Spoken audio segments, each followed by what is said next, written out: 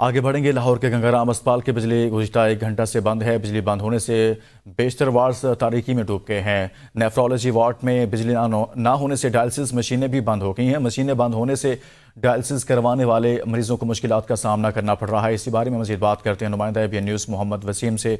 वसीम, आगाह कीजिएगा, क्या मामला है ये?